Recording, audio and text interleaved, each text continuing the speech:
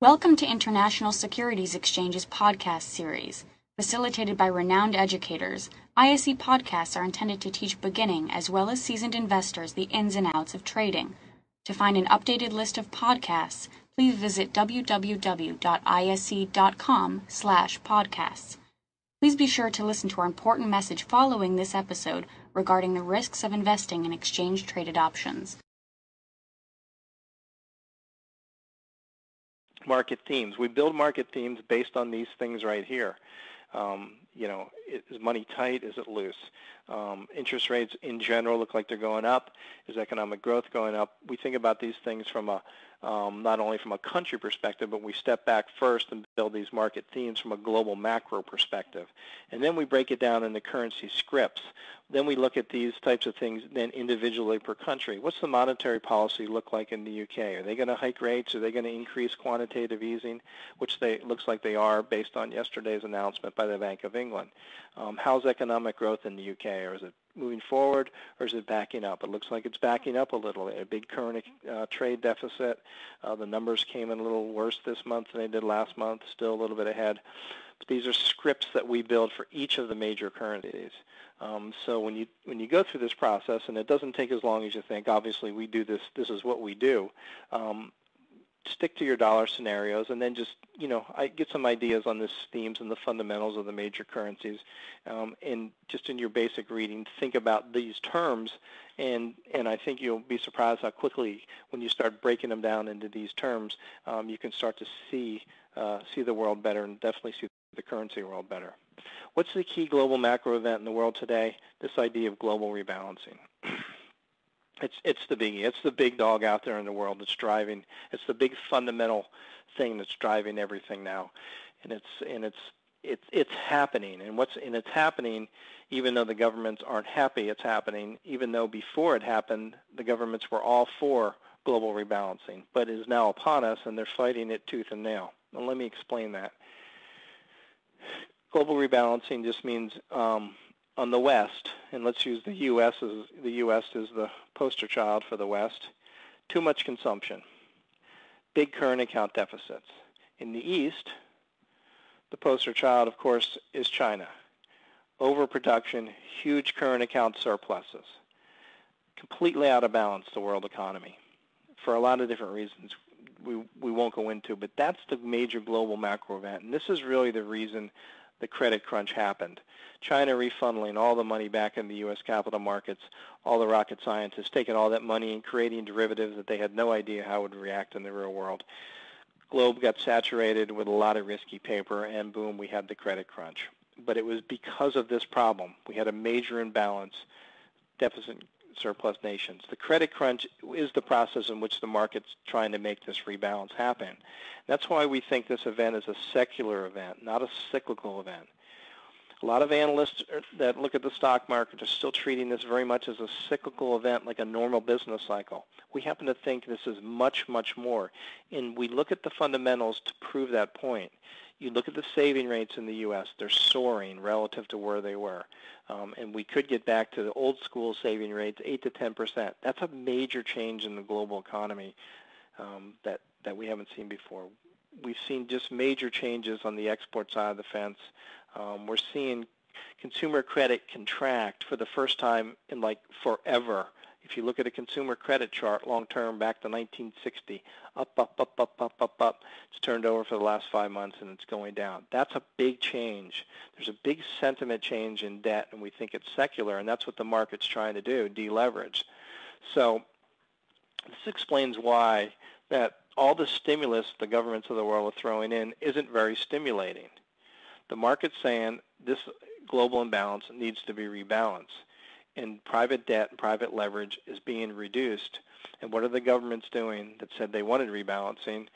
They're trying to stop it as fast as they can. The U.S. government is throwing all kinds of money back into the U.S. economy, and globally they've saved a lot of the global economy, actually all of the global economy. The swaps from the Fed have saved all the banks in Europe. So they're trying to create what in the West? More consumption to get this game going again. We already had too much consumption, which caused this problem. What's China doing on the other side of the fence? They're making massive investment in infrastructure and increasing their productive capacity instead of making a massive investment in the type of safeguards and safety nets that would help their consumers spend more and make them feel comfortable about spending. So the two governments are now in the process of doing exactly the same thing that got them into the trouble in the first place. And this is why we see this global rebalancing as the key global macro event for two reasons. Number one, we think it ultimately will win. And number two, this fight against it by the governments could and if they lose, could result in a very nasty shock to the financial markets. And if there's a very nasty shock to the financial markets, which is one of our plausible scenarios in the background, it could be a very huge bounce for the U.S. dollar. So the reality is those that are playing this game definitely hope that the globe heals. But this is the major global macro event in the world that's driving the stimulus we see and driving the actions we see from the two major players, the G2, U.S. and China, considered the G2, the big players in the world. Okay, our sentiment, this is the current consensus sentiment view, and the reality is we have to trade off of it until it changes. This is number one. The dollar's still in a bear market. We know that because the price of the dollar is going down. Pretty straightforward. Hasn't made a new low yet, but it sure looks like it's heading that way. Why? Because the U.S. is continuing to use the dollar as a global funding currency. The dollar naturally has a weakness, and the weakness is it is the world reserve currency. In one sense, it gives the U.S. a lot of power and a lot of political power, but in another sense, the fact that they are the world reserve currency, we have the world reserve currency, it sets us up for trade deficits and other current account deficits. When the dollar replaced gold in the monetary system, the dollar then became the lubricant for all global markets.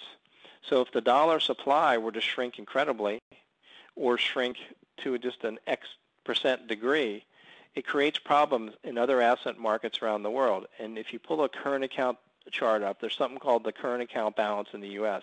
If you look at that chart from like 1980 on, you'll see that when we've had any even slight improvement in the current account deficit, which means U.S. dollar funding was coming out of the globe or U.S. dollar credit was coming out of the globe, that's when we've had all our nasty market events. You see it coincidental with the 1987 stock market crash. You see it coincidental with the 2000 NASDAQ crash, and you see it coincidentally start before the credit crunch and the market crash. So the U.S. dollar really is the world funding currency. The problem is when we create so much dollar supply, it pushes the dollar in a more massive bear market more quickly than it's been in before, and that's why we've reached new lows in this bear market than we had before, because the amount of total credit created, because most of the derivatives were dollar-based credit, it created that much more supply of dollars out there. But it made us all happy because the stock markets went up and our housing prices went up. And then, of course, we had the credit crunch, and then we learned that there are limits in the amount of saturation a global economy can take with dollar funding. And sure enough, the dollar rallied when people, that had money offshore brought money back home when money came out of the system. And that's the big improvement in the current account deficit that you see, and that's the global balancing that I referred to, rebalancing that I referred to. That continues to improve the current account. The U.S. government doesn't like that because what it's doing is it means the consumer's going in a shell, not spending, not buying, and it's changing the growth patterns in a very big way. So they're using the dollar as the funding currency, pumping all out public debt and quantitative easing to try and get things going again. Thank you for listening to our podcast. To find more podcasts on options, stocks, alternative markets, and market data, please visit www.ise.com/podcasts.